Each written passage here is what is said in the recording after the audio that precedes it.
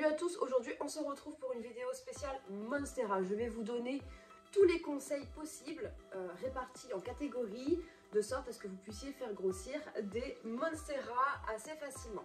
Alors, on va commencer tout de suite. Où est-ce qu'on peut trouver des Monstera? Clairement, la Monstera la plus connue, qui est un peu la star des réseaux sociaux, c'est celle-ci, c'est la Monstera Deliciosa. Qu'on peut potentiellement mélanger aussi avec la Bordigiana, qui sont très similaires puisque c'est simplement une dérive de la Monstera Deliciosa. On peut reconnaître principalement par la tige, par exemple celle-ci, si elle est très lisse, ça va être une Bordigiana, alors que la Deliciosa va être un petit peu dentelée sur le bord en fait, juste ici. Voilà. Donc, ce type de Monstera là, on les trouve clairement absolument partout. Ensuite, on va trouver aussi assez facilement celle-ci qui est la Monstera Adansonii, souvent aussi vendue comme la Oblica, ce qui n'est absolument pas le cas, puisque la Oblica, c'est aussi la plante la plus rare. Donc, vous vous doutez bien que vous n'allez pas la trouver à Jardiland à 15 €. C'est une plante qui vaut extrêmement cher, c'est-à-dire que là, clairement, vous pouvez vendre un rein, voire peut-être deux, pour pouvoir l'obtenir. Voilà. Donc la Oblica Pérou, on la distingue de celle-ci parce que celle-ci a des fenestrations qui sont quand même assez petites. La Pérou, elle a entre 70 et 80% de fenestration. Donc voilà, je vais enlever de son tuteur, ça remettra après. Ensuite, on va avoir aussi une Monstera qu'on trouve assez facilement. Voilà. Ça, c'est une Monstera Minima. C'est assez sympa, ça grandit très vite. C'est cool. Dès qu'on lui met un tuteur, elle est contente. Voilà. Et on va avoir aussi celle-ci qu'on trouve assez facilement, la Monstera Pérou, qu'on appelle aussi un Epipremnum Marble Planet. Voilà. Alors, elle est assez sympa. J'adore ses feuilles, elles sont cool. Ça grandit aussi très bien. C'est vraiment des Monstera non seulement qui se trouvent partout, mais qui sont très simples d'entretien. Ensuite, les Monstera qui vont être les plus dures à trouver vont être celles avec des variegations. Dès qu'on a un peu de taches blanches, ça y est, ça vaut une blinde et c'est galère à trouver. On va avoir les Monstera, donc celle-ci c'est la Deliciosa Albo, variegata. On peut aussi avoir la Aurea qui a des variegations jaunes, qui est très très belle aussi. C'est la prochaine sur ma liste de Monstera, enfin j'espère du moins. On va avoir après les Adansonii variegata, pareil, hein, donc Albo et Aurea. En fait, quasiment toutes les Monstera existent avec les variegations car chaque plante peut avoir une mutation à un moment donné. Même les Tetrasperma, enfin la petite Monstera minima, enfin voilà, toutes les Monstera peuvent avoir des variegations. On va parler maintenant de l'emplacement d'une Monstera. Je dirais que ça dépend quand même des Monstera. Pourquoi? Parce que, par exemple, celle-ci, elle est clairement devant une fenêtre, donc elle se tape la lumière directe. J'en ai une autre qui est là et je sais pas où se trouve l'autre, bref, hein, qui sont clairement en lumière indirecte. On voit quand même la différence au niveau du feuillage.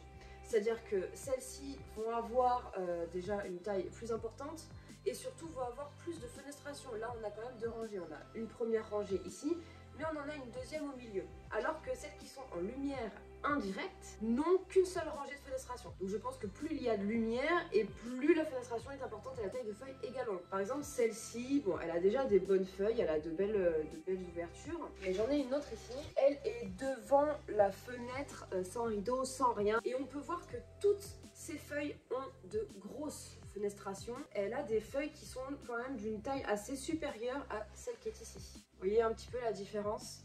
Donc lumière directe et lumière un peu moins directe.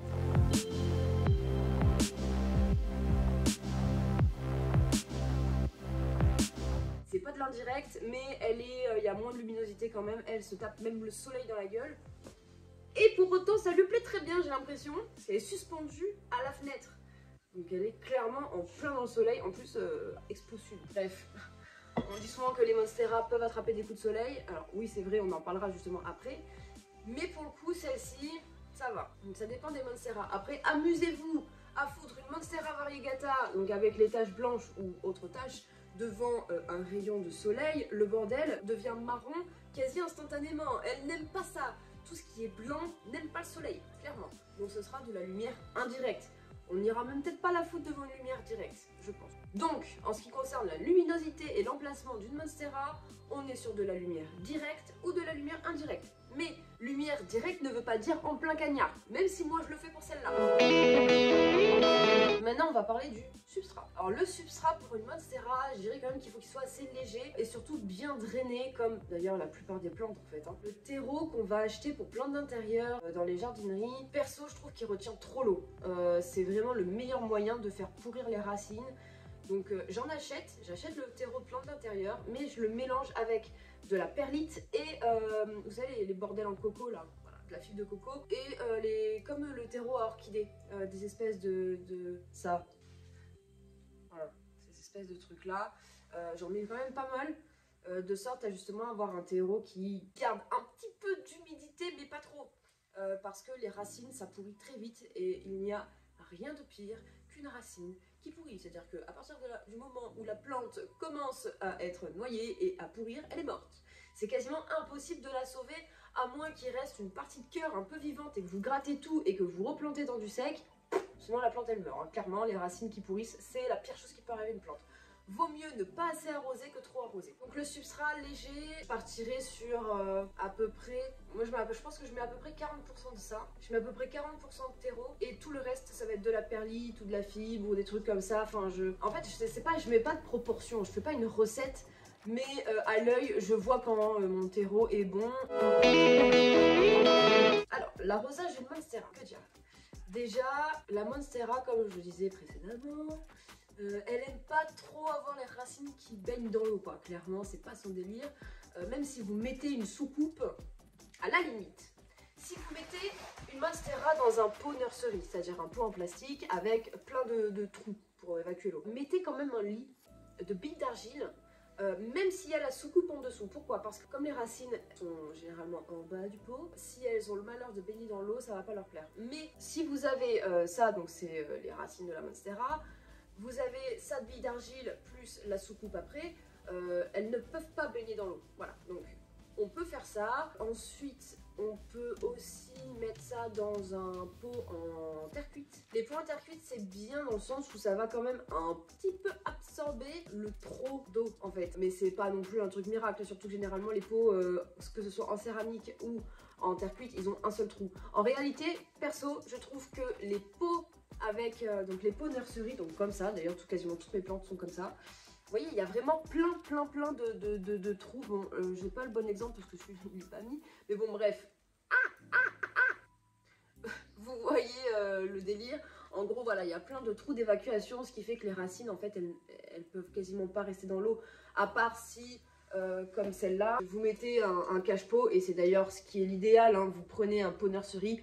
C'est pas très beau un pot nursery, mais vous mettez un cache-pot et tout de suite, voilà, nous avons une plante qui est décorative, mais toujours dans un pot nursery avec des trous de drainage en fait. Et vous pourrez constater que malgré le fait que je l'arrose quand même assez souvent, il n'y a pas d'eau qui traîne dans le pot. Hein. Voilà. Et c'est ce qu'il faut, il ne faut pas que l'eau stagne dans le fond du pot.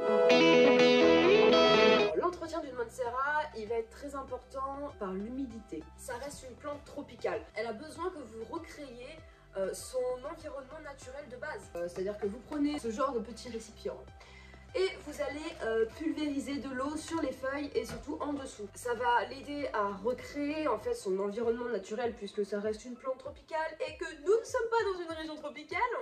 Donc si vous voulez qu'elle soit en bonne santé et qu'elle grossisse, il faut que votre plante elle se sente bien. Donc dans un bon terreau, sur une bonne exposition, un bon arrosage et un taux d'humidité qui reste assez important. Moi personnellement je pulvérise mes plantes une fois par jour, au-dessus, en dessous. Ça aide aussi à prévenir des maladies, dans le sens où certaines bestioles, type parasites de merde, aiment beaucoup aller se foutre en dessous des feuilles et vous les déglinguer complètement. Mais quand on a un taux d'humidité qui est important, ils aiment pas trop l'eau, donc en fait ils se barrent, ou alors ils viennent pas. Donc, si vos plantes ont un taux d'humidité important, vous évitez un petit peu les parasites. Hors champignons, etc. forcément, mais voilà, vous en évitez certains. Et il va être important de nettoyer les feuilles de vos monstera. Pourquoi? Parce que si vos feuilles, justement, à cause de la pulvérisation d'eau, moi je ne déminéralise pas mon eau, c'est de l'eau du robinet, donc forcément j'ai des traces de calcaire au bout d'un moment. Vous prenez un petit chiffon, un petit peu d'eau, moi je rajoute un petit peu d'huile quand même dessus, de l'huile végétale, hein, genre huile d'olive, et je passe sur chacune de mes feuilles pour enlever les traces.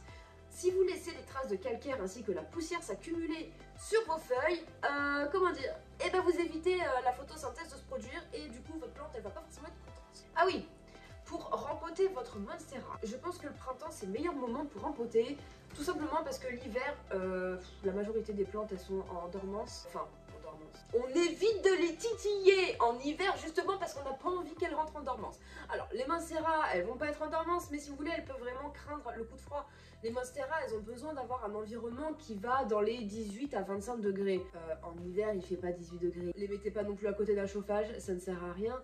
Mais essayez de garder un environnement assez chaud quand même. Entre 18 et 25 degrés, c'est l'idéal pour les monstera. Pour empoter votre plante, vous pouvez le faire tous les ans, je pense. Mais après, ça va dépendre de votre plante et comment elle grandit. Si vous pensez que votre plante a besoin d'être empotée parce que vous voyez que les racines commencent à sortir de son petit pot par les trous ici présents, là oui, vous pouvez la rempoter. Après, il faut savoir une chose, c'est que les monstera adorent faire des racines aériennes. On va prendre celle-là. C'est la moins chiante à transporter. Alors, elle est où? Putain, je la trouve plus. Je l'ai vue là, elle est où? Bon, vous voyez ce genre de choses là, les petits ça là, ce sont des débuts de racines aériennes. Sur les monstera deliciosa, les racines aériennes peuvent clairement devenir des lianes. C'est pas, comment dire, c'est pas quelque chose de négatif, ça veut pas dire quelque chose de particulier sur votre plante. C'est juste qu'elles adorent faire ça, pourquoi? Parce que les racines aériennes, en fait, elles vont aller récupérer tous les nutriments dont elles ont besoin, et en particulier l'humidité ambiante. Ce qui est intéressant à faire, c'est de les humidifier, ou alors même, vous pouvez faire le test, je sais qu'il y en a beaucoup qui le font, c'est de mettre justement une des racines aériennes, ou tout, si vous pouvez, dans un petit verre d'eau et ça va potentiellement aider votre plante à faire de nouvelles feuilles. Je ne l'ai pas encore fait, je ne l'ai pas testé, donc je ne peux pas vous dire. Mais je sais que ça se fait. Vous pouvez également couper les racines aériennes si ça ne vous plaît pas du tout. C'est pas grave, ça va pas la gêner, ça repoussera, c'est tout. C'est comme des cheveux quoi. Voilà. Vous imaginez que des racines aériennes c'est comme des cheveux. Ça pousse même si vous les coupez. Donc voilà, donc vous pouvez aussi mettre les racines aériennes dans un pot de terre tout simplement. Donc on va finir avec le rempotage. Quand vous rempotez, essayez de prendre un pot qui fait environ 1 à 2 cm de plus que le précédent, en diamètre je parle. C'est-à-dire que par exemple si vous partez sur si vous avez un 20, vous mettez soit un 21 soit un 22, ça va largement suffire pour votre monstera. Il faut savoir que les plantes en général n'aiment pas avoir des pots trop grands, elles n'aiment pas nager dedans. Elles ont besoin, pas d'être à l'étroit, mais d'avoir simplement un pot qui correspond en fait à leur taille, tout simplement. Ensuite, on la multiplication. Alors les monstera c'est très simple. Vous coupez des tronçons. On va reprendre celle-là peut-être. Alors, j'arrive. Ici, vous voyez, on a donc plusieurs feuilles et surtout on a des nœuds. Donc, vous voyez les petites racines aériennes qui sont là, là et là, etc. Et bien en fait, quand vous voulez multiplier votre monstera, c'est-à-dire que là par exemple, je décide d'avoir plein de tétrasperma. En gros, vous coupez au milieu entre chaque nœud. Et ça va vous permettre tout simplement de pouvoir les faire se multiplier et raciner. C'est-à-dire qu'en fait, vous allez mettre chaque petit tronçon dans de l'eau, tout simplement. Alors, vous pouvez mettre aussi dans la terre. Mais c'est plus chiant.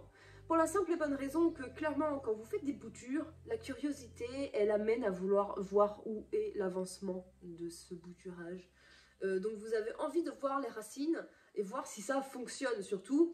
Quand elles sont en terre, à part la ressortir toutes les 3 secondes pour voir s'il y a une racine qui pousse, vous allez juste emmerder votre plante et ruiner en fait le racinage en cours. Quand vous faites des boutures, vous voyez, par exemple dans ce petit pot, le voici, on peut voir justement les racines qui sont dedans. Donc oui, je préconise clairement la bouture dans l'eau parce que j'ai juste envie de pouvoir jeter un œil et me dire yes, ça pousse, il y a des racines, et justement de voir aussi la taille des racines.